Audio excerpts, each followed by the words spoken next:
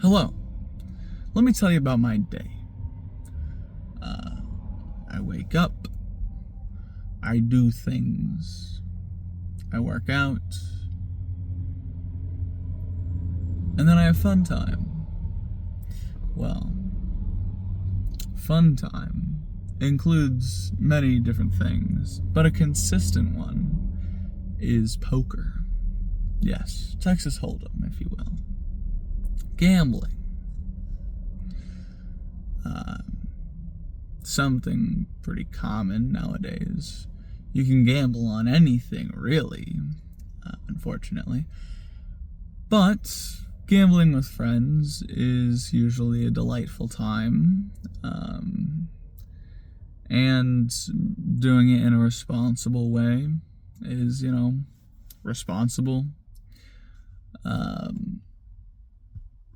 But the interesting thing about Texas Hold'em is the amount of control the player has.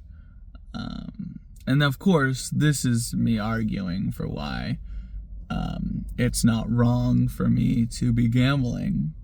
And I mean, I've been consistently losing for years. Like, there hasn't been a interval of time in which I've been up money, right? But I do it for the love of the game, not for winning. But eventually, right, you would think, probabilistically, I'd eventually have to win once. And yes, you can imagine the guy with pickaxe mining towards diamonds giving up. But it's not about winning money. It's about winning the camaraderie of your pals. And this is more valuable than anything we've played for. Is this deeper relationship you can build with people that you wouldn't typically have deep relations with through the ups and downs of gambling. It's an interesting form of relationship building, because whenever you're gambling with the bros consistently, or at least fairly consistently, into the wee hours of the night on a work day, sometime in the week, because you can just gamble whenever, like no one's stopping you. And that is what you're kind of paying for, unless you're winning, then it's a little double bonus, but the money is not the matter. It's irrelevant. It's this deeper bond that's the important part. Because if you look into the future,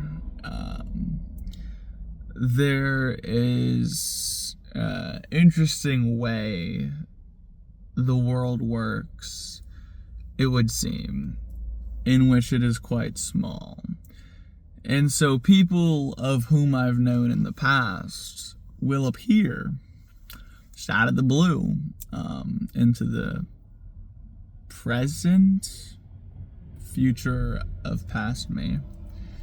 And depending on the relationship you have, that can be great.